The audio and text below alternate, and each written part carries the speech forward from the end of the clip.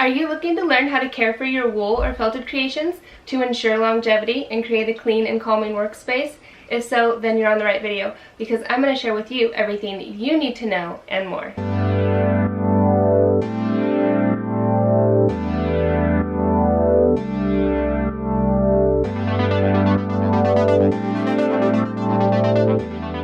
Hi everyone, and welcome to today's video, how to care for your wool and felted creations. My name is Iceland, and on this channel, Snowflake Forest Felting, I share needle felting videos, have needle felting tutorials, and share product reviews from time to time. So if you're new and this interests you, please consider subscribing.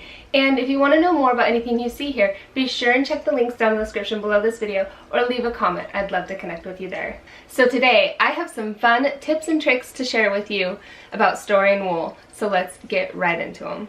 The first one is peppermint and lavender oil. So these two oils are going to be really great for helping keep the pesky bugs that want to come in from outside and eat your textiles. Wool is a fiber, and if you live in places like I do where bugs are very abundant, these oils are going to be game changers for you.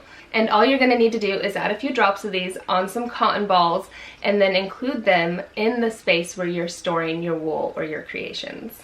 These two oils are extremely wonderful to diffuse while you're felting in your workspace. They're going to help create a calming atmosphere with the lavender, and the peppermint will help you concentrate. Another thing that I have found works really great to just help keep the bugs from even entering the home in the first place is sprinkling some diatomaceous soil in a circle around the home, and that has worked wonders for us for keeping the bugs out of our space, because they can squeeze into the tiniest spaces, and it's really hard to have homes that are completely bug-proof here. Thankfully, we have not had an issue, and I hope it keeps staying that way. And that's why I think it's really great to take the precautions in the first place, so then you don't get any issues that get out of hand. And remember, you guys, I'm gonna have anything that you see here on this channel linked down in the description below, and you can find out more there. Now, let's talk about storage containers.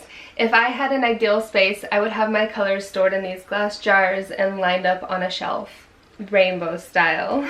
It creates an airtight seal which will keep your wool nice and clean, preferably in a space where the sun will not be bleaching it. When I lived in Oregon, I had a wonderful closet for storage. I have a few pictures of that you can see here. And now that we're in Hawaii and I have to make the best use of my space, I have found a wonderful way to store them, and I'll show you that here. So in here I have my finished creations, and then my little basket that I store my tools in and the extra stuff I need for felting.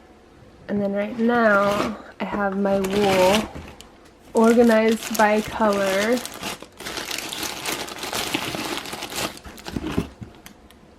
Front to back. Next drawer. And then the bottom drawer. And then my foam surfaces usually sit right there. I think really whatever method works best for you, and it's going to keep your wool dry, clean, and easy to get to, so you can just craft whatever you want to get to crafting, is going to work best. So maybe if you develop a really awesome method, drop it down below, share with us. I'd love to learn how you are storing your wool. Another thing that you could use when storing your wool to help keep any pesky bugs out would be using mothballs. These do tend to not have the best odor, which is why I prefer the essential oil option. Again, this is a personal choice here. Next, what is really important to keep in mind is your space. You're going to want it very clean in the first place. When you're felting, the little fibers can get everywhere, so you're going to want to be wiping surfaces with a great cleaner. I love to use the Young Living's Thieves Cleaner. Their essential oil is amazing as well. I even loved using doTERRA's On Guard Cleaner. I tend to use things like alcohol or hydrogen peroxide when cleaning over the harsher chemicals. We have a pretty toxic-free home here.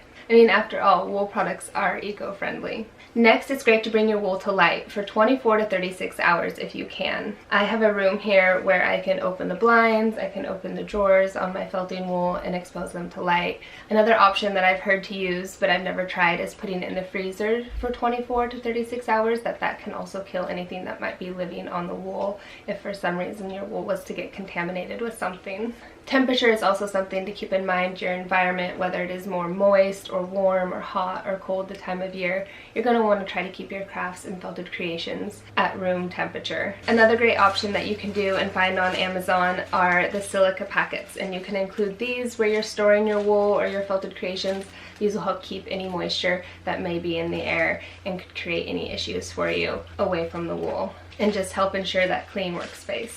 And that's it. That's everything that I wanted to share with you about storing your wool, caring for it, your felted creations, and the things you can use to help you do so. I hope you learned something new. If you did, please be sure and give it a thumbs up.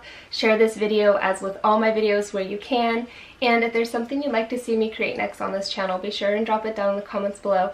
I might just make it. And if you haven't subscribed yet, please consider subscribing. Thank you so much for watching this video. Happy felting, and I'll see you in my next one. Bye!